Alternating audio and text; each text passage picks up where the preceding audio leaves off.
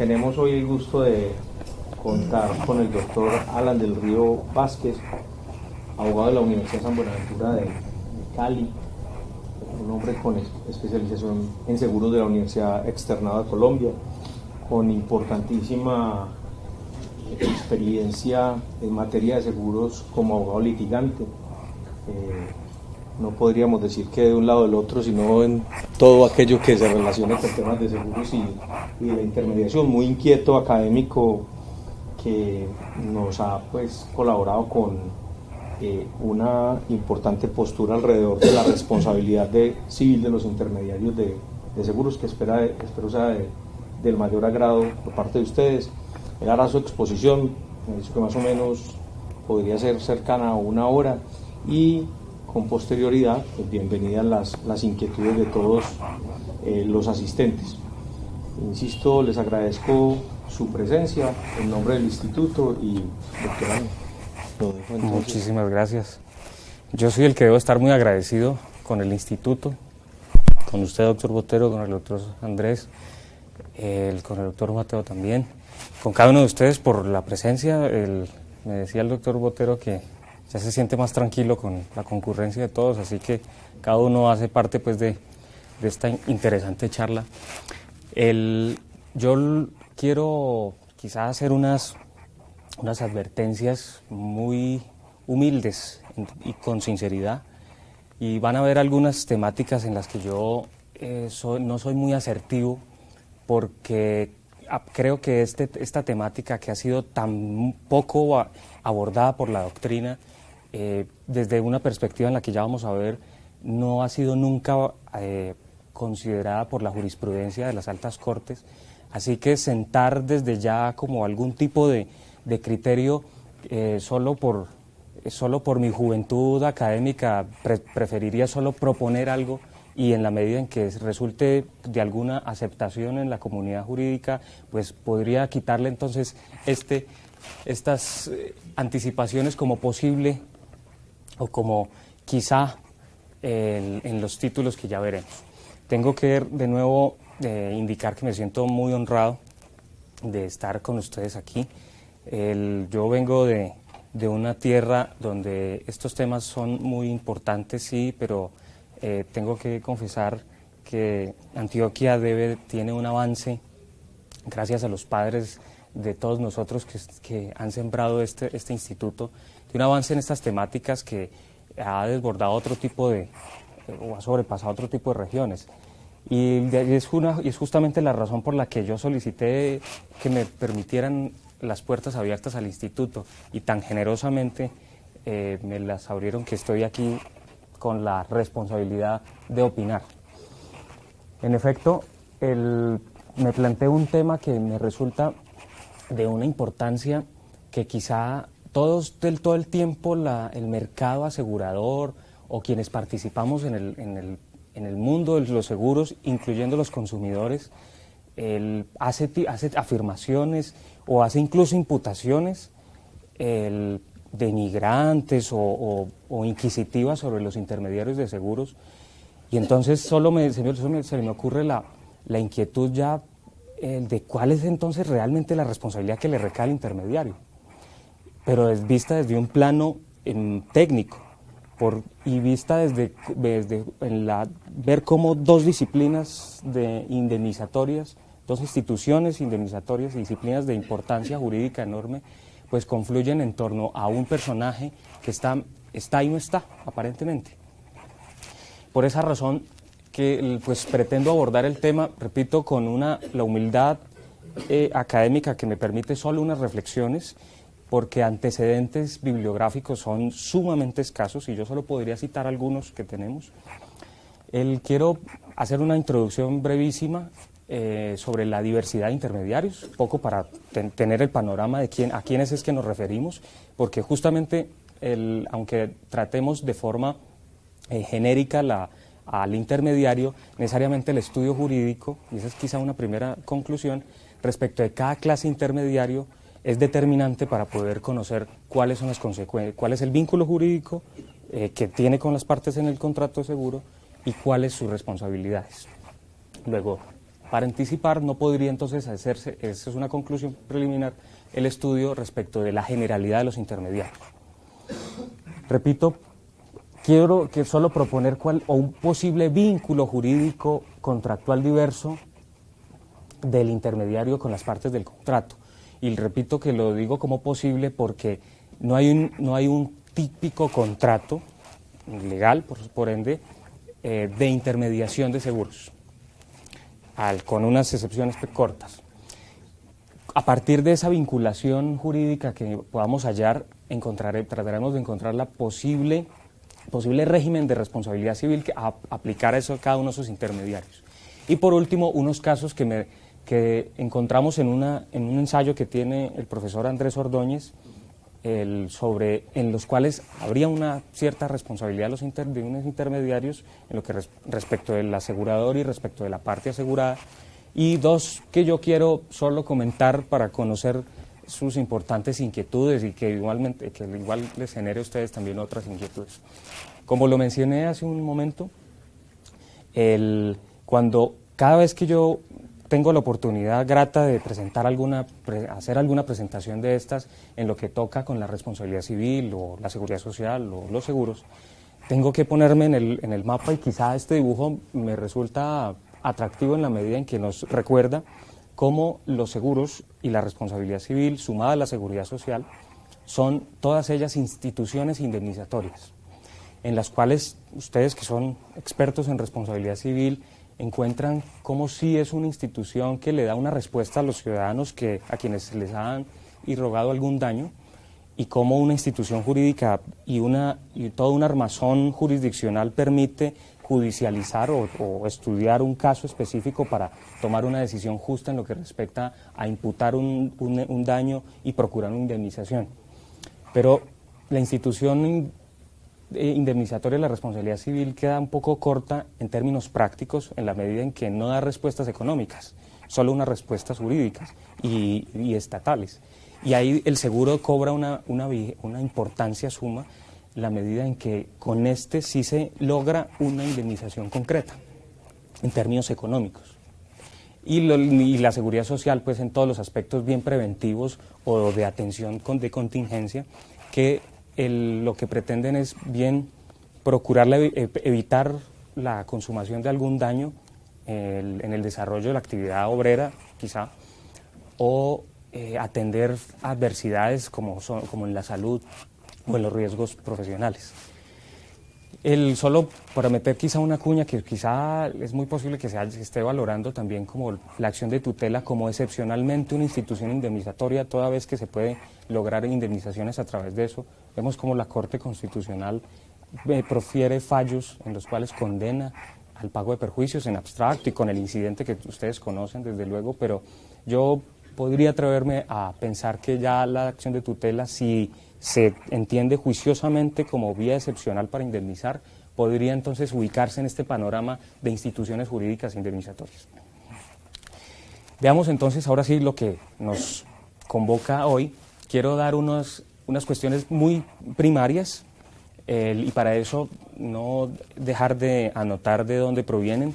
El profesor Mauricio Velandia, profesor de Derecho Privado del Externado, tiene un ensayo corto sobre las clases de intermediarios, y es útil en la medida en que fija da unas referencias normativas, aunque no resuelve el problema que hoy pretendemos valorar, pero nos sirve como referente.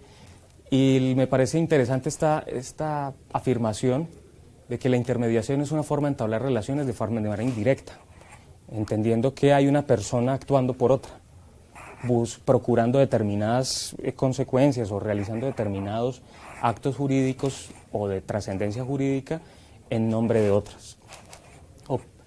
Y una definición pues, oficial o castiza de lo que significa intermediar o intermediario, y es el que media entre dos o más personas y específicamente entre un productor y el consumidor de género o de mercaderías. El profesor Cabanellas también tiene esa misma definición, a partir de la cual dice que el intermediario se les aplica a los comisionistas y a los representantes. Esta referencia de representantes tiene una repercusión jurídica que no es tan pacífica, en la medida en que unos consideran que sí hay una representación y otros que no. El profesor Velandia cita al profesor Bonivento, indicando que se concibe la intermediación como una forma genérica. Se encuentran las leyes de diferentes clases de intermediarios de acuerdo con la actividad comercial que desarrollan, sujetos en la mayoría de los casos a las normas que rigen el contrato de mandato representativo y a las normas específicas que rigen cada una de estas instituciones. Ya veremos cómo estas definiciones, lo que es tan en derecho tan peligroso quizá como sentar una definición, porque es muy probable que en ella no abarquen todas las posibles implicaciones que tiene el asunto a definir. Pero sí podríamos decir que en la normatividad comercial hay algunas clases de intermediación, como son el contrato de comisión, la preposición para el desarrollo mercantil, la agencia comercial, es una forma bastante conocida de intermediación, el agente marítimo, como digo, la gente en tierra representando al armador que va en el mar, se convierte en una forma de intermediarlo, el corredor y los intermediarios financieros. Pero para seguros, entonces, tenemos que concretar tres básicas clases de intermediarios, como son los corredores de seguros, las agencias de seguros y los agentes, estos a su turno dependientes e independientes del asegurador. Vamos entonces a encontrar quizás la naturaleza jurídica o de dónde se desentraña su existencia.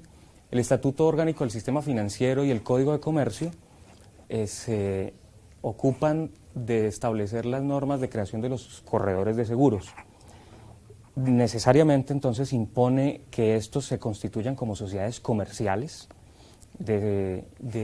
y como empresas. En ese sentido no podrá nunca, es apenas obvio, que existan personas naturales como corredores. Aunque eventualmente en el argot popular se le llamen corredores a aquellos intermediarios que actúan como persona natural. Y en efecto podrían llegar a ser la misma situación, pero en este plano académico muy estricto ellos no son corredores, porque entonces deben de ser empresas, con un objeto comercial específico, y es ofrecer, promover la celebración y renovación de contratos. Esto vamos a notar cómo de aquí se desentrañan la posibilidad de que exista o no exista contrato con o y sin representación, este objeto social. Un capital mínimo de 20 millones o el 8% de las comisiones que realicen. Esto, a propósito, podría tener algunas variaciones con modificaciones al sistema financiero, en la medida en que los corredores manejan un volumen importante de recursos y cada vez con mayor posibilidad de captar dinero por facultad de los aseguradores. Luego es muy factible que el Estado le pida un incremento, pida una condición económica mayor para constituirse. Tiene un régimen de inhabilidades similar al de las aseguradoras, y es que sus socios pues, o los directores tienen que estar hábiles para el desarrollo de la actividad aseguradora. Debe ser además un establecimiento abierto al público, lo que riñe entonces con el agente independiente que pueda estar desde su casa en un lugar privado. Estos deben de tener un lugar al cual puedan acceder las personas. La agencia de seguros quizá ya es una persona que es de una dificultad importante determinar su naturaleza jurídica, porque lo que hace el Estatuto Orgánico del Sistema Financiero es fijarle unas condiciones respecto del asegurador, pero no lo define como tal. En ese sentido, se puede uno solamente armar un poco su naturaleza, encontrándolas en distintos lugares del Estatuto ciertas condiciones. Primero, pueden ser personas naturales o jurídicas. Entonces, la agencia podría ser un establecimiento de comercio en cabeza de una persona natural, lo que es muy común además. O sociedades comerciales, pueden ser estas ya no de sociedad de responsabilidad limitada, sino también sociedades colectivas o sociedades de personas. Y ya ven cómo de sociedades en comandita simple o de responsabilidad limitada. Esto empieza a darle unas condiciones en lo que respecta al asegurador, y es que indica que representan a una o varias compañías de seguros. Y esto, repito, puede tener una trascendencia importante, que ya veremos para efectos de la responsabilidad civil. Hay una sentencia de la Corte Suprema de Justicia de 2001, que algunas de las más breves lecturas que uno puede encontrar sobre esta temática puede indicar que resolvió el problema en el cual, en lo que respecta a la comparación que puede hacérsele de la agencia de seguros con la agencia comercial. Existen litigios que podemos conocer respecto de un asegurador que ha tenido una relación comercial con un agente de seguros, con una agencia de seguros, perdón, y por la ruptura del contrato, pretenda judicialmente que se declare la existencia del contrato de agencia comercial. Aquí, en efecto, en esta sentencia se decidió, y la Corte, de forma muy persuasiva, hizo una comparación para llegar a la conclusión de por qué la agencia de seguros es un contrato atípico, pero de unas condiciones y unas características tan particulares que lo hacen separarse y diferir de la agencia comercial. Y por ende, pues desde luego no le dio paso a las pretensiones de que se configurara ese contrato típico de agencia comercial. Yo solo ahora quiero plantearles la posibilidad una posibilidad que la Corte no contempló. Y ya mismo quiero pasar a ello. Hay unas agencias de seguros que por su volumen económico se pueden asemejar a las corredores de seguros y en ese sentido puedan ser vigiladas por la Superintendencia Financiera. Detalle que dejé de lado cuando estaba tocando el tema de corredores de seguros, que por ser entidad financiera está sometida a la vigilancia de la Superfinanciera. La naturaleza entonces de la agencia de seguros sigue teniendo o se sigue articulando en la medida en que se cumplan, según el estatuto, 4 cualidades en la conexión que tiene la agencia de seguros con el asegurador. Principalmente, y lo quise extractar de forma literal, toda agencia de seguros debe tener por lo menos las siguientes facultades otorgadas por la compañía o compañías que representen. Y de forma no enunciativa, sino copulativa, refiere 4 condiciones.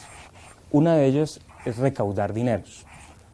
Seguramente para quienes trabajen en alguna agencia de seguros o conozcan el desarrollo, esta condición ya de por sí es descartada. Por el tema de la seguridad en el manejo del dinero es muy probable que ya las agencias no reciban dinero. Pero la condición que impone el Estatuto Orgánico del Sistema Financiero para que se entienda la existencia de la agencia de seguros empieza por darle que el asegurador le haya dado la facultad de recibir dineros, de inspeccionar riesgos, luego participa de una forma activa en el momento precontractual del seguro, intervenir en salvamentos. Una vez ocurrido el siniestro, genera algún tipo de salvamentos y su intervención, según esta norma, o la facultad para intervenir resulta imperativa. Sumado al hecho de, aunque esté de último, quizás resulta la facultad más importante, es la de promover la celebración de contratos de seguros por sí misma o por agentes colocadores de la compañía mandante, que la compañía mandante ponga bajo su dependencia de acuerdo con su sistema propio de promoción de negocios. Aquí quiero retomar entonces el estudio que hace la Corte Suprema en esta sentencia, en la que indica claramente que el contrato de agencia de seguros, contrato atípico, no es el mismo de la agencia comercial.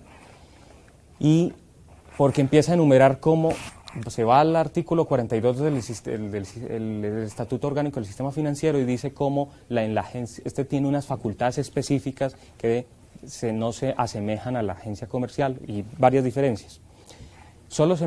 A mí se me ocurrió cuando leí eso recientemente, y es que es muy factible que en esa delegación o en ese contrato de agencia de seguros, en principio, se le concedan a la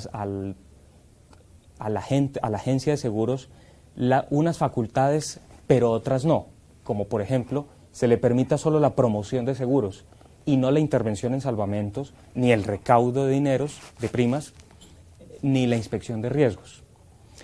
Y tengo que confesarlo, le hago este análisis en la medida en que observo un caso real en el cual existe eso. Se celebra un contrato de agencia de seguros para la promoción de seguros y procuración de su renovación, pero se excluyen de forma expresa estas facultades, que yo, cotejándolo con el artículo 42, encuentro que ninguna de ellas se pudo haber excluido en la medida en que, repito, el artículo indica de forma copulativa y no meramente enunciativa las condiciones que debe tener la agencia de seguros. Luego, si es unas condiciones que debe tener para que exista el contrato atípico de agencia de seguros, si no existe uno de los elementos que lo componen, luego ya deja de ser, en mi concepto, el contrato atípico de agencia de seguros y habrá degenerado en otro. Ya ahora pasará un estudio para verificar si es, como muchos de las agencias de seguros querrán, que sea el de agencia comercial. Y ya sabemos entonces, todos los abogados que estamos aquí, las consecuencias económicas que eso acarrea. Entonces, bueno, solo para dejar una anotación, y yo creo que puede ser objeto de una conversacioncita más adelante que pueda resultar importante. Vemos entonces otro personaje que nos aparece y es el agente de seguros, ese sí, desde luego, persona natural, que por sus propios medios, según el numeral quinto del artículo 41, se dedican a la promoción de seguros sin dependencia con la compañía de seguros en virtud de un contrato mercantil. Esos son contratos típicos que celebran los agentes independientes de seguros, de colocación de seguros o de agente de seguros, todo lo que no se le parezca, eso sí, al contrato laboral, y es un contrato típico que podría adecuarse al contrato de prestación de servicios, pero usualmente se le denomina contrato de agente comercial o de colocador de seguros, y con ciertos elementos que lo tornan atípico. Vemos entonces otro personaje ya que hace parte de la subespecie de agentes de seguros, que son aquellos dependientes. Por supuesto, personas naturales vinculadas por medio de contrato laboral, tienen una absoluta subordinación y dependencia al asegurador y por ende, como todos los empleados, en ciertas restricciones eventualmente, representan a su empleador. Y el empleador es el asegurador, luego todos los actos que realice este agente de seguros dependiente se entenderán que los realiza el asegurador. Y eso va a tener unas implicaciones en lo que respecta, ya veremos, de ese agente respecto de la parte asegurada, que ahí ya no habría posibilidad de discutir si lo representa o no. Reitero, solo unas consideraciones, unas reflexiones sobre la posibilidad de hallar ¿cuál es el contrato de seguro? Y solo quiero mencionar, hay unos libros de seguros que son muy fuertes, tienen una densidad importante en el desarrollo del contrato de seguros y en desagregar la calidad de los tipos de intermediarios de seguros, pero cuando se llegan a la pregunta de cuál es el contrato que los ata con una o con otra parte, algunos dicen, se ha dicho permanentemente que es un contrato de mandato mercantil y no se dice más. Luego, esta es un posible acercamiento. El corredor de seguros, entonces, ahí se genera una discusión en la que el profesor, ya veremos si ahorita está, se dice entonces que el corredor de seguros se atendería con las reglas típicas del contrato de corretaje comercial, en el cual no existe por parte del corredor ningún tipo de vinculación con las partes. Y en principio eso ya nos pone en una preliminar conclusión, y es que podríamos llegar a afirmar que el corredor entonces no tiene ningún tipo de vínculo jurídico con las partes, toda vez que simplemente los anima a que celebren un contrato y se margina una vez ellos dos ya están al frente. Pero cuando uno sigue leyendo eso y observa la realidad, eso no es tan cierto. Entonces nos tiene que animar a escudriñar cuál es el tipo de contrato y no pararnos ante la primera negativa como esta. Dice además que no existe ningún mandato ni representación con las partes, que las razones son las que acabo de mencionar, que la naturaleza es el corretaje y que por ende excluye la posibilidad de que exista mandato, contrato de mandato o contrato de representación o que exista un tipo de representación específica. Conclusión entonces preliminar: no tiene responsabilidad con ninguna de las partes en lo que respecta al contrato de seguro. Pero entonces, si podemos considerar lo contrario, quizá solo por terquedad, para hallar alguna posibilidad de vínculo jurídico entre esas dos partes, y solo se me ocurre esta. El contrato, el artículo 1347 del Código de Comercio, que ya lo vimos al inicio, hace parte de la articulación de la naturaleza del contrato, de la especie de intermediario de corredor de seguros. Indica que son corredores de seguros las empresas constituidas o que se constituyen como sociedades comerciales, colectivas o de responsabilidad limitada, cuyo objeto social sea exclusivamente: 1. Ofrecer seguros; 2.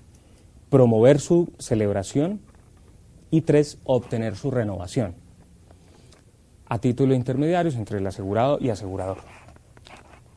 ¿Qué encontramos entonces como una posibilidad de vínculo? Y es que para el desarrollo de esas tres actividades, lo que ejerce el corredor de seguros es una actividad de servicios. Entonces, podríamos así tomar de mano la regulación del contrato de prestación de servicios para poder observar si en él se hallan la actividad materialmente realizada por el corredor de seguros. Y entonces vamos viendo cómo quizá si la prestación de servicios implica algún tipo de asesoría o de representación, observamos entonces que el corredor de seguros hace ese tipo de cosas. Porque, repito, la realidad nos muestra que no es tan cierto que el corredor simplemente aproxime a dos partes para que realicen un negocio y se margine. Por el contrario, el corredor de seguros es sumamente activo, desde el momento de la consecución del asegurado hasta el momento en el que están indemnizando un siniestro. Luego, existen actos que implican la asesoría por parte del corredor, bien desde el momento de la precontractual del contrato de seguro, para el asegurado, o bien para el momento en el que se materializa el riesgo y hay un siniestro que indemnizar. Y eso es una realidad inobjetable.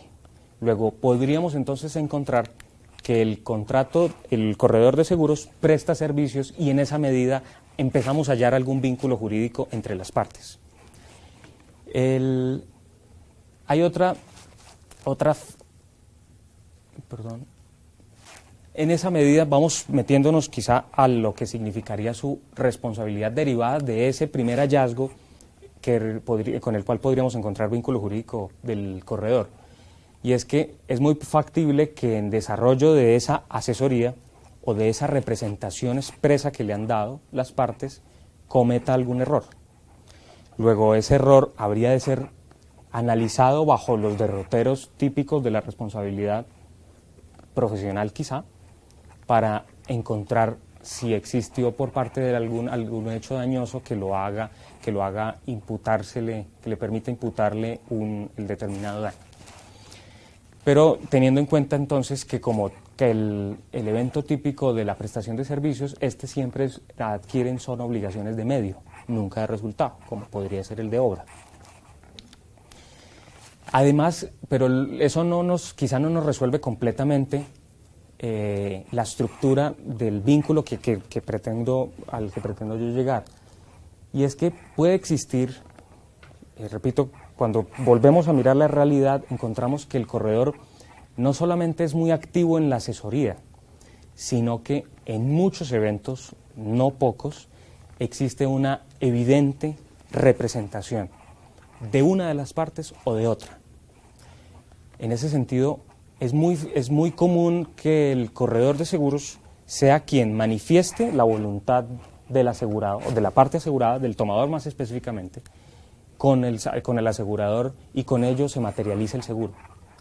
Y digamos, la dinámica del mercado así lo permite. ¿Para qué tendríamos que traer al tomador si el intermediario que ya lo ha asesorado también tiene la delegación para hacerlo y es experto para eso? Y aún puede conseguir mejores condiciones que el tomador mismo. Luego, pero nos genera una primera pregunta. Si hacemos todo ese tipo de afirmaciones, como uno, que el corredor presta un servicio, por lo menos de asesoría, y dos, que en el desarrollo de asesoría puede recibir delegaciones y en ese sentido representar a la parte asegurada, nos preguntamos, ¿será que eso le es prohibido? Y créanme que traté de hallar esa respuesta y yo no encuentro una prohibición legal. Si bien ahí nos establece las normas comerciales y el Estatuto Orgánico del Sistema Financiero unas condiciones, no está limitando para que el corredor de seguros realice unos actos adicionales que simplemente animar a dos partes para que realicen un contrato. Luego, solo por el hecho de que no es bajo nuestro principio constitucional de que los particulares, como son los corredores de seguros, pueden realizar todo aquello que no les sea expresamente prohibido, pues entonces encontramos que no es ilegal que el corredor de seguros haga actos de asesoría y de representación.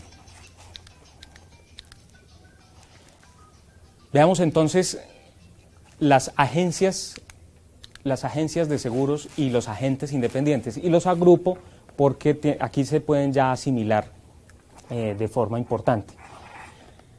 Dice que lo que respecta al vínculo jurídico que existe entre la agencia de seguros y el agente independiente, según el doctor Hernando Tapias, portento jurista y experto en seguros, palabras más o menos indica que no existe representación, pero sí actos de mandatario, pero no necesariamente tendientes a la realización de negocios jurídicos.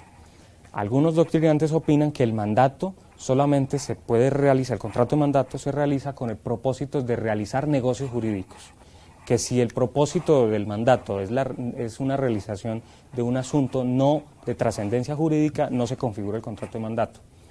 El doctor Hernando Tapias opina que eso no necesariamente debe ocurrir para que surja el contrato de mandato, puede realizarse respecto de propósitos no de generación del vínculo de relaciones jurídicas. Pero lo que sí es enfático es en decir que no hay una representación. Pero eso es más para haciéndole no es la afirmación, no indica su concepción de la figura misma, sino es una crítica a las normas que refieren, ya lo vemos, como si la agencia de seguros representa a una parte del contrato de seguros que es el asegurador. Expresa el doctor Andrés Ordóñez, y permítanme solo leer este espacio, que es bastante gráfico. Medía entre ellos, entre el asegurador y la agencia de seguros, un contrato previo y duradero, siendo también un contrato sui generis dentro del género de contratos de prestación de servicios, puede implicar igualmente, y de hecho implica la mayoría de las veces, la prestación de servicios a la clientela de las compañías bajo la forma de asesoría, consejo e información, comporta adicionalmente el mandato representativo por parte de las aseguradoras para efectos de las facultades mínimas señaladas en la ley, las que acabamos de ver, y puede dar lugar exclusivamente también al otorgamiento esporádico de mandatos representativos adicionales para ciertos efectos específicos por parte de cualquiera de las partes que intervienen en el contrato de seguro. ¿Qué me hace pensar este texto del profesor Andrés Ordóñez? Y es que en efecto, si bien las normas indican una naturaleza de la agencia de seguros que tiene una representación de una o más aseguradoras, no quiere decir que el desarrollo natural del negocio de promoción de seguros en él no puedan realizar otro tipo de actividades. Confirma entonces lo que hace un momento afirmé para los corredores de seguros, que no les es ilegal, no les está prohibido realizar actos de asesoría ni de representación. Y que vamos sembrando una conclusión, y es que todo habrá de resumir, depende de las circunstancias específicas de cada caso. Lo que además nos muestra es que no existe una figura que nos resuelva a todos. Sigue entonces, y pueden darnos alguna ilustración a esto. Los alcances de la representación de la agencia. Dice el artículo 42 del Estatuto. La agencia representa a una o varias compañías de seguros en un determinado territorio con las facultades mínimas señaladas en este capítulo, las que ya hemos mencionado. No encontraría, creo, objeción a la afirmación a partir de esta norma de que la agencia de seguros sí representa a una de las partes del seguro. Muy claramente, para que exista el concepto de la agencia de seguros, que represente a un asegurador. Luego sí existe la posibilidad de representación. Entonces, en ese sentido, hay un componente de mandato en ello. Lo que nos hace es preguntarnos es si el intermediario de seguros, agencia de seguros, que bien representa al asegurador, lo representa en todo, puede representarlo incluso en el acto principalísimo que es el consentimiento de contratar el seguro.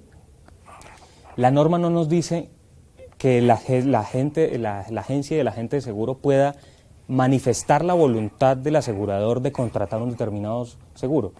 En otras palabras, un poco más sencillas, la agencia de seguros no puede otorgar coberturas, no puede asumir riesgos, en principio, pero tampoco nos dice la ley que no puede hacerlo. Luego, si existe un mandato expreso del asegurador para que lo haga, significaría que sí, que la agencia de seguros sí puede representarlo hasta incluso en ese tipo de actos tan importantes.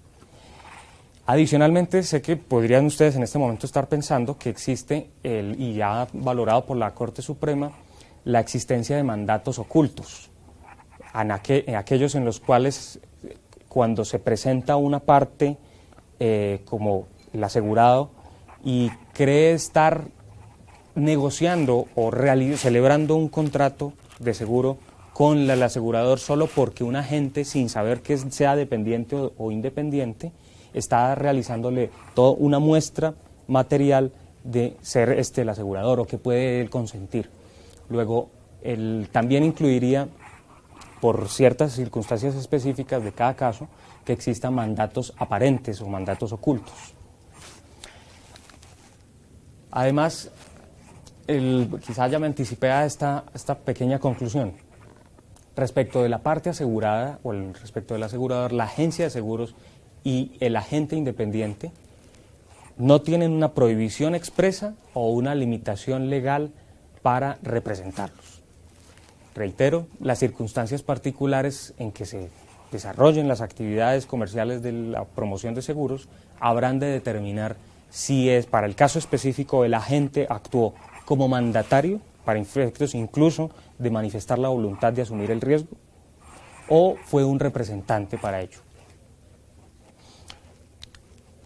Los agentes dependientes quizá tienen menos problema en lo que respecta a ubicar en ellos la posibilidad de un vínculo jurídico de orden contractual, porque pues ya lo anotamos, para que exista la condición de agente dependiente debe mediar un contrato de trabajo, y pues yo creo que no hay otra forma material de probar la dependencia en una relación jurídica que el contrato de trabajo. Pero eso sí nos genera una observación, y es que en mi concepto la parte, el agente dependiente que representa al asegurador excluye la posibilidad de representar a la parte asegurada, porque en ese sentido estaría haciendo fungiendo como dos partes en el mismo negocio jurídico. Todos los actos realizados, reitero, por el agente dependiente de seguros se entenderían realizados por el asegurador. Luego, eso excluye materialmente que el agente dependiente represente a la parte asegurada. Encontramos... Pues no voy mal, ¿cierto? Okay. Encontramos ahora sí las posibilidades de establecer una responsabilidad en cada uno de ellos. Y ante eso quiero decir que, reiterar más bien que no es sencillo encontrar, desentrañar la figura del intermediario de seguros. Pero yo no entendería por qué nuestra legislación es tan ambigua o tan precaria en esa definición. Más bien o se remonta a normas de 1960 que no obedecen hoy al comportamiento natural del mercado asegurador o de la promoción de seguros, y eso necesariamente tendrían que llegarse a actualizar, sobre todo para que no estemos en esto, como haciendo cierta especulación, sino que aquí simplemente pudiéramos referir cuáles son las obligaciones o cuál es el contrato específico, o más bien cuáles son los elementos de ese contrato, y no tratar de desentrañarlo, porque en lo teórico puede uno llegar a hacer una construcción, pero aplicarla al terreno práctico puede resultar difícil. Vemos entonces el principio para mí de la responsabilidad civil, y es que, desde luego todas las excepciones que ustedes puedan encontrar circunstanciales, todo daño debe ser indemnizado.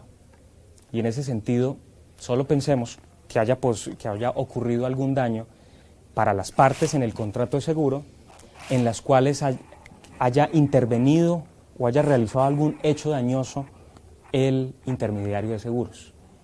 ¿Cómo entonces imputarle ese daño? Tan sencillo como decir lo tiene que pagar por alguna razón. Necesariamente tendríamos que orientar el juicio de imputación previa concreción de su naturaleza jurídica o del vínculo que lo ata. Si entonces encontramos que existe un contrato entre la parte afectada de esa relación de seguros y el intermediario, pues entonces simplemente se le aplicarán las consecuencias del contrato que surgió entre ellos. O de lo contrario, si no encontramos que exista un contrato, habremos de cursar el juicio de imputación a partir de una responsabilidad civil extracontractual. Y eso, ustedes son más expertos en conocer las grandes diferencias que podría existir en uno y otro. En ese sentido, en lo que respecta al corredor de seguros, si existe algún tipo de señalamiento o imputación, necesariamente habría que concluir que el intermediario sí es responsable, pero tendríamos que entonces primero desentrañar el contrato que surgió entre esos dos. Si en efecto, de forma tácita, podría haberse realizado un contrato de prestación de servicios que genera una obligación de medio, y en esa obligación de medio haber realizado actos que riñen o que más bien causaron el daño mismo. Que si en esa actuación, en esa relación circunstancial existió un grado de representación, luego surgió a partir de allí un contrato de mandato y por ende un contrato incumplido que genera unas consecuencias indemnizatorias. Y en ese sentido estaríamos ante un juicio de responsabilidad contractual. En lo que respecta a las agencias y agentes independientes, como ya sabemos, según la norma misma, la agencia de seguros representa al asegurador y es además una condición para su existencia misma. Tendríamos que ubicar tres posibilidades, y es una: si representa solamente al asegurador, que existen agencias de seguros que representan exclusivamente al asegurador y se muestran como tales. Si representa al asegurador, deberá entonces responder por los actos. El asegurador deberá responder por los actos de la agencia o del agente independiente de seguros que causen daños al asegurado, pero aquel podrá repetir en su contra. Quiere decir que aquí estaría protegido el asegurado siempre, toda vez que si se causa un daño necesariamente al asegurado, o quiero plantear más bien el ejemplo, en el que el asegurado concibe tener una cobertura que fue ofrecida por la agencia de seguros representando a la compañía, pero el asegurador hoy, ante la ocurrencia del siniestro, como es obvio que se presenten los litigios en esto, considera que no tiene la cobertura. En ese sentido, como la agencia de seguros realizaba actos de representación del asegurador, necesariamente comprometió su responsabilidad, lo que le generó un daño al asegurador, que como existe entre ellos dos un vínculo jurídico, el asegurador resulta víctima de haber debido indemnizar por un hecho que no tenía cobertura, o por haber entonces la agencia de seguros sobrepasado los actos de representación que estaba ejerciendo. Porque con seguridad, quizá ya es un asunto muy práctico, el asegurado siempre tendrá la ventaja de requerir bien la indemnización directamente de la agencia de seguros, pero ese es el segundo ejemplo, requerir la indemnización del asegurador, bien porque sí tenga cobertura, o bien que no teniéndola, el ofrecimiento realizado por un delegado de que es la agencia de seguros, concretó la existencia de cobertura. Si ustedes encuentran que existe alguna confusión en eso, podemos solo ahora desentrañarla. Si la agencia de seguros representa solamente al asegurado, es decir, si la agencia estaba, aunque en principio parecería ilógico cuando la condición de agencia de seguros es que represente al asegurador, solo quiero plantearme, repito, como una posibilidad quizá no muy juiciosa en la estructura, que la agencia solo represente al asegurado, caso en el cual el asegurador no respondería por los actos de la agencia misma, si este es evidentemente representante del asegurado. Lo que me parece inquietante, y tengo que confesar, no lo he resuelto, y creo que aquí estaría gran parte de los asuntos hoy, y es que la agencia de seguros represente a los dos. Eso no encontraría uno, repito, como lo mencionábamos para el agente dependiente, que tenga cierta lógica. Pero hoy solo he podido graficarlo, pero no lo he resuelto y tengo que confesarlo. Hoy el agente de seguros se muestra representante, la agencia de seguros se muestra representante de la compañía cuando ofrece y cuando tiene unas ciertas potestades ante el asegurado. Recibe el consentimiento de suscribir el contrato de seguros, se da la espalda y ahora sí ante el asegurador representa al asegurado, porque está él transmitiendo por vía de mandato el consentimiento de celebrar el contrato de seguro. Y en ese sentido, de forma circunstancial, estaría, o en momentos distintos, representando a las dos partes para la celebración del contrato. Repito, es una situación fáctica que necesariamente tendría que tener una respuesta jurídica, y confieso, no la hallo aún. O más bien, ¿cómo se separan entonces las responsabilidades cuando está actuando en representación de una parte y en representación de la otra? Repito, y esto no es, quizá pueda resultar penoso confesar la falta de resolución de estos problemas, pero eso es, vuelvo a mi introducción, la medida en que ha sido esta institución poco valorada y poco estudiada, y no tenemos muchas herramientas de estudio para eso. Conclusión preliminar. La responsabilidad del intermediario siempre deberá estudiarse de manera particular, pues las reglas aplicables variarán de acuerdo con las condiciones de cada caso. Cada caso indicará si existe representación, si se configura un contrato de mandato específico, o si fue una alteración o un error en la prestación de un servicio de asesoría. Luego, todo lo que haya generado un daño tendrá que partir de la base de establecer en el aspecto fáctico las condiciones para poder a partir de ellas establecer o más bien encuadrar en qué figura jurídica se puede presentar. Es posible hallar, como ustedes seguramente lo conocen, es una serie de casos en los que es muy notoria la vinculación jurídica del agente, del intermediario de seguros. Y yo quiero, y que nos permite empezar a construir ciertos criterios homogéneos para evaluar casos. Y es lo que tenemos por último.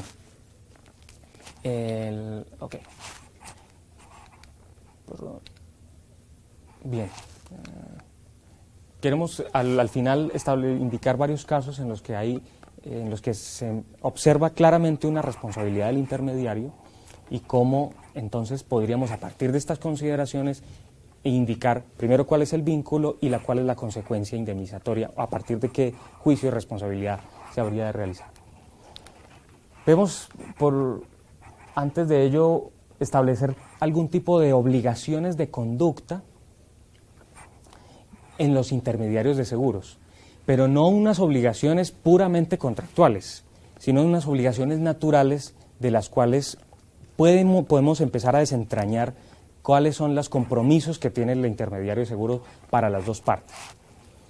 Respecto del asegurador, puede existir por puridad del negocio mismo que el intermediario comercialice honestamente y en forma productiva los negocios. Y para eso es que existen en muchas compañías formas de medir la productividad o de poner ciertas metas en lo que a los aspectos comerciales se refiere.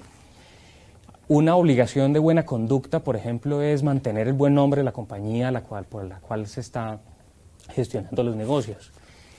El conocimiento del asegurado y del riesgo, y cómo aquí podemos encontrar que el intermediario participa en la medida en que en muchos eventos son esos los ojos del asegurador, y él le transmite a partir de un informe y un concepto sus consideraciones sobre el riesgo. Suministro de la información veraz del asegurador y al asegurado.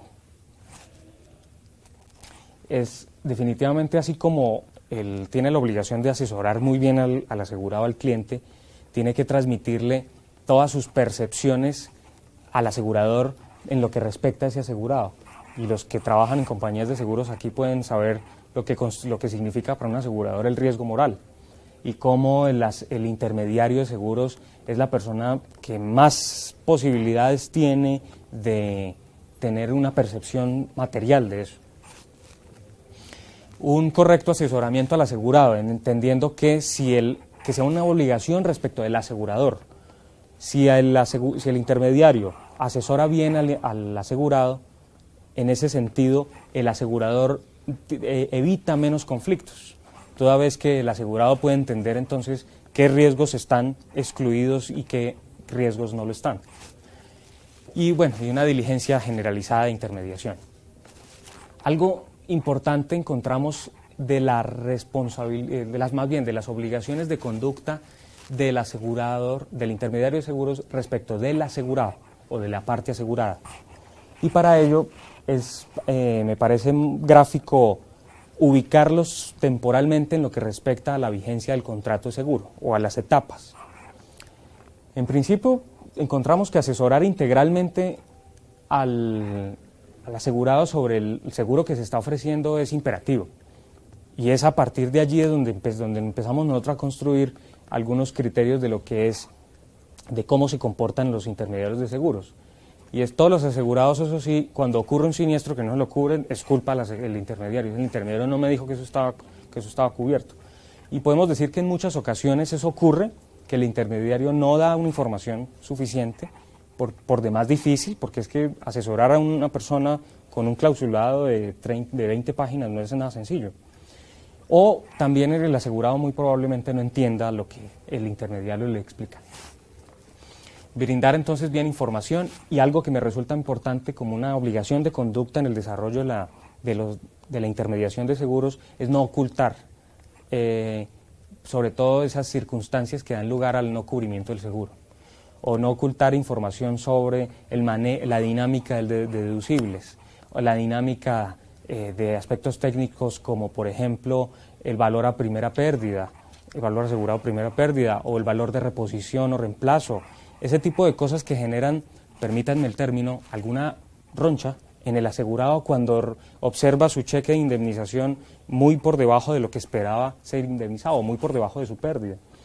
Entonces, en ese sentido, la labor del intermediario como una obligación de conducta se hace importante para poder poner de presente y manifestar todo ese tipo de aspectos.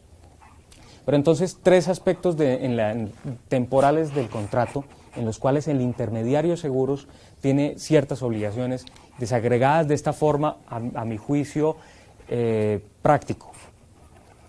Y es que existen algunas actuaciones del intermediario de seguros en la etapa previa, que sabemos que el contrato de seguros es de los contratos que tiene una trascendencia muy alta en la etapa precontractual.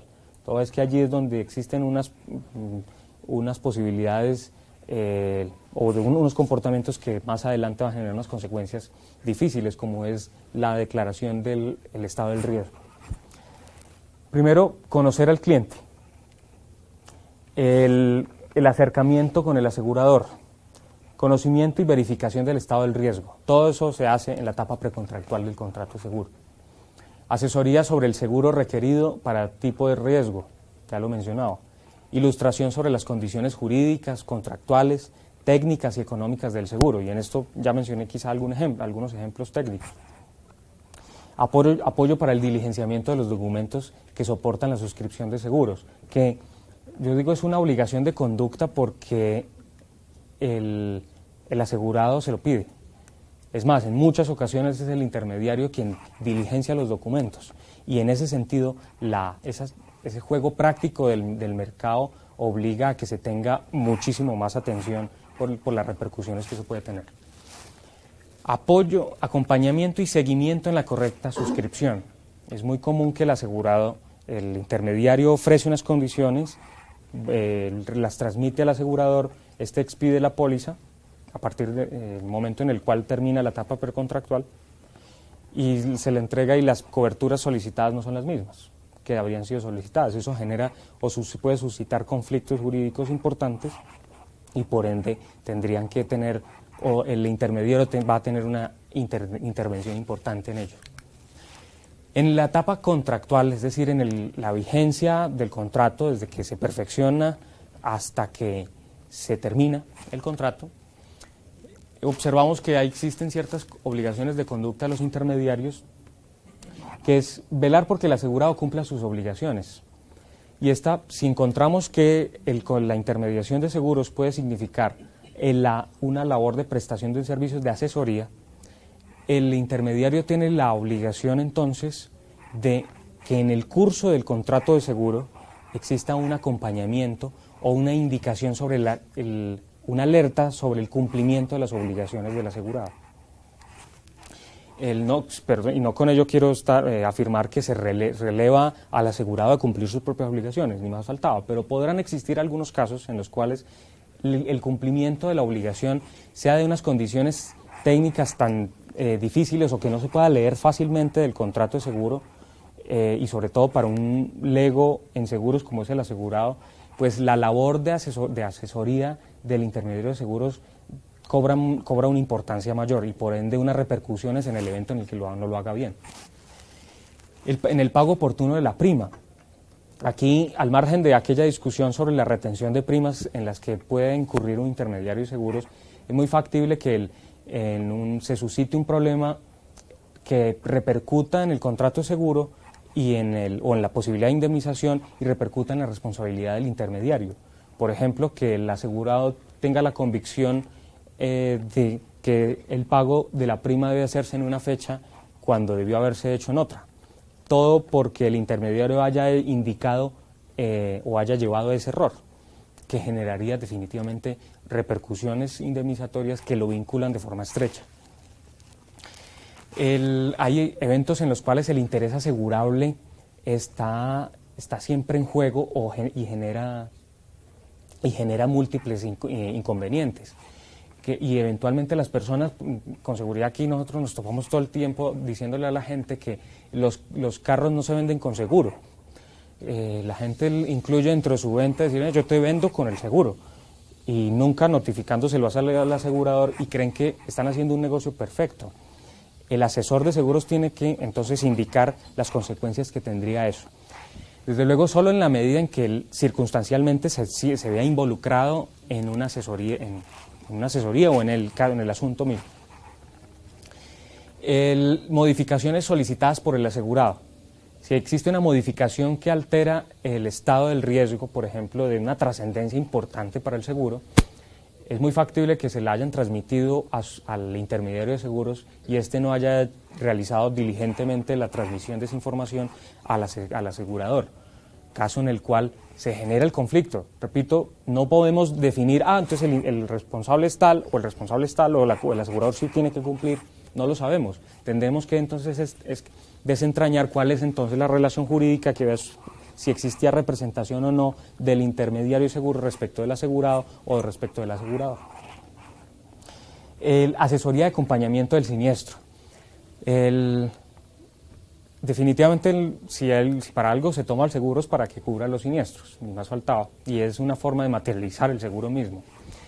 Y en esto el intermediario de seguros tiene una participación sumamente importante en la medida en que hay unas obligaciones del asegurado, que si bien no puede relevársele del cumplimiento de esas obligaciones, la asesoría que entraña la intermediación de seguros implica entonces hacerle ese tipo de advertencias, como por ejemplo avisar el siniestro dentro de los 3 días de ocurrencia o indicar la manera en la que debe de reclamar y la forma en la que debe de probar el siniestro y demás.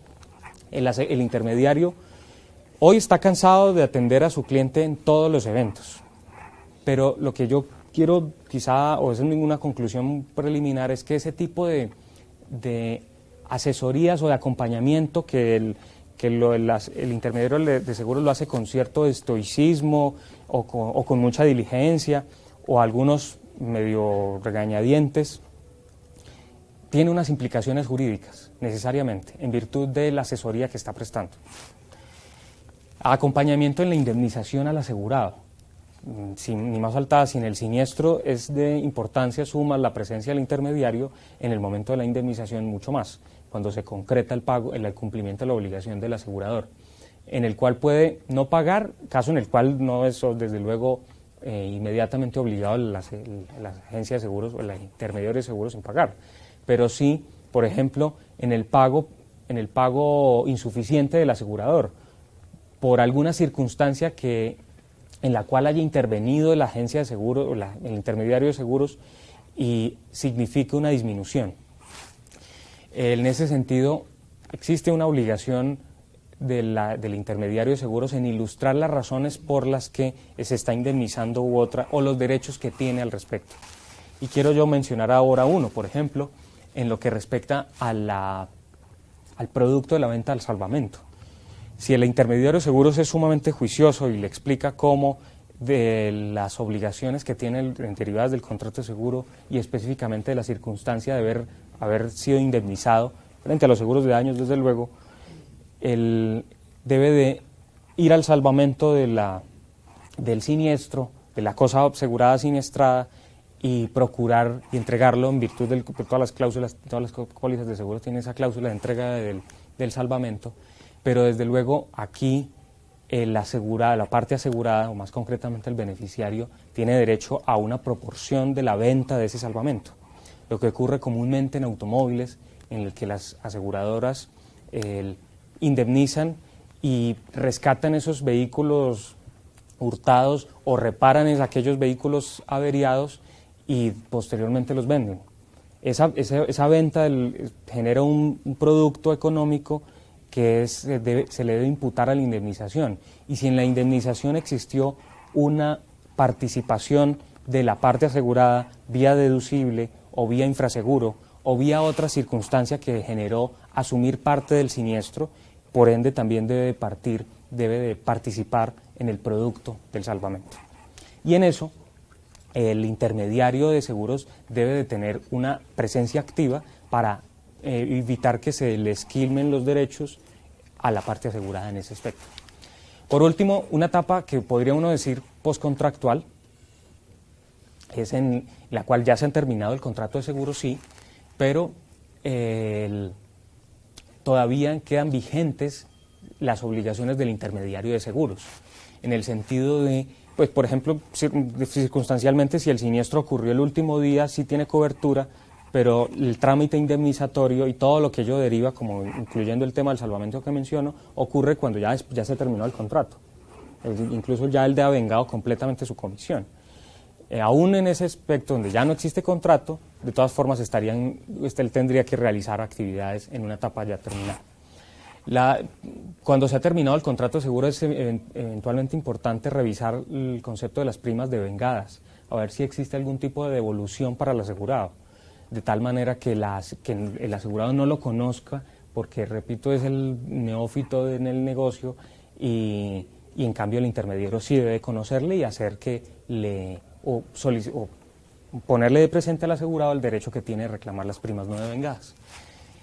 Hay un tema importante y es en la transición de contratos en su renovación. Tiene una importancia suma que el intermediario verifique si tiene a su cargo esa labor, la renovación automática de los contratos o la renovación del contrato mismo, cuando su cliente, la parte asegurada, le ha delegado la labor de renovar el contrato de nuevo.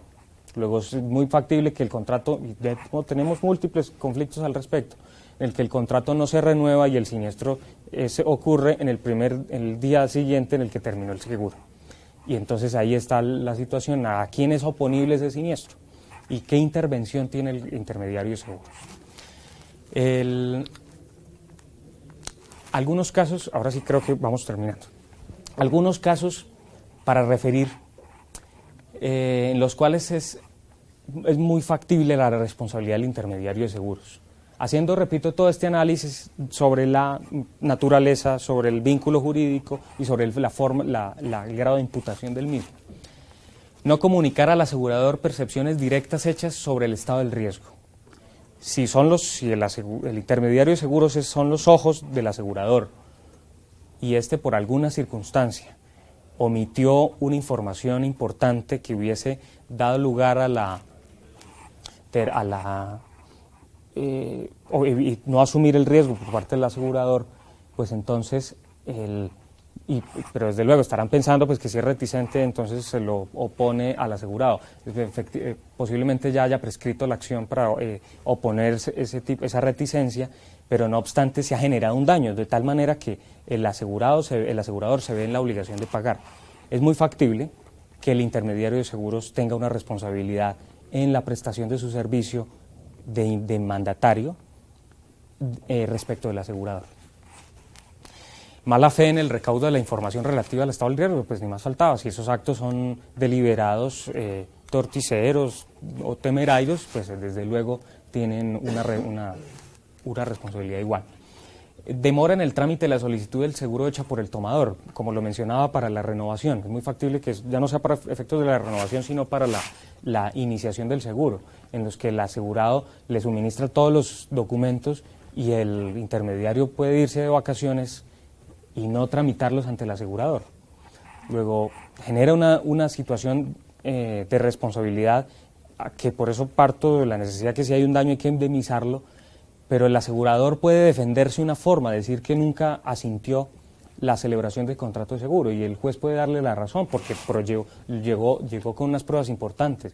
Luego el intermediario de seguros que estaba con él, con esos documentos en Cartagena, tiene algún grado de responsabilidad necesariamente. Y lo complicado es que si nos vamos a concretar el daño, pues va a ser el mismo valor del siniestro. Y dos últimas posibilidades, una que ya anticipé.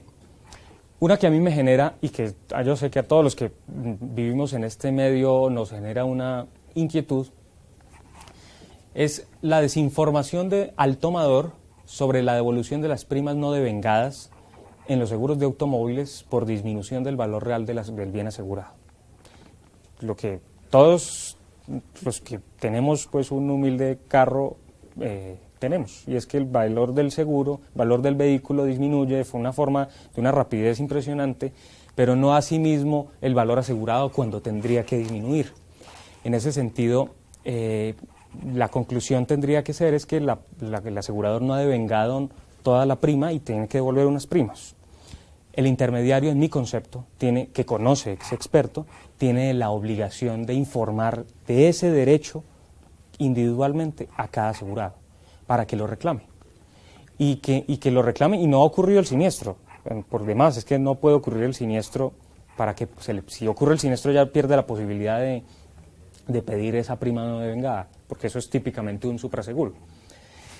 Y otra situación que yo encuentro también en que hay una presencia importante del intermediario de seguros es la que acabo de comentar sobre el esquema de salvamentos y cómo el asegurador en ciertos eventos puede no participarle del producto de los mismos, y el agente y el intermediario de seguros, conociendo de tal circunstancia, pues omita o más bien no realice la actividad a la que está llamado, que es asesorar. Pues bien, Yo quiero solo dejar, espero no haberme sobrepasado el tiempo. Reitero que me apena que no pueda dar unas soluciones, pero espero, como alguna vez leí del doctor Javier Tamayo, que no necesariamente los problemas jurídicos hay que resolverlos, sino que su solo planteamiento es suficiente para dar un aporte. Espero que por lo menos el planteamiento aquí esté bien dado, o por lo menos siquiera que exista en ustedes una inquietud, así como surgió en mí y que por eso estoy yo aquí presente. Espero que en alguna oportunidad ya estemos hablando todo esto como ya superado y que no tengamos tantas ambigüedades jurídicas en torno a este aspecto. Les agradezco enormemente su atención tan diligente y pues bien, de nuevo muchas gracias por tenerme aquí. Yo me siento muy gustoso de venir desde mi tierra de Cali a hablarle a unos expertos en responsabilidad civil temas que puedan resultar novedosos. Muchas gracias de nuevo. Todas, y les aseguro que lo que no sepa no me lo invento, pero sí lo investigo. Existe una práctica en el mundo del seguro y es lo que denominan carta de nombramiento, tanto en la contratación pública particularmente, bueno, también emite una carta en la cual nombra a fulano de tal como el intermediario de asuntos en las cuales está dedicado. Bueno, seguro que no está claro, ahí eso cómo modifica la responsabilidad del intermediario. ¿Cómo modificaría? Me dice que esa carta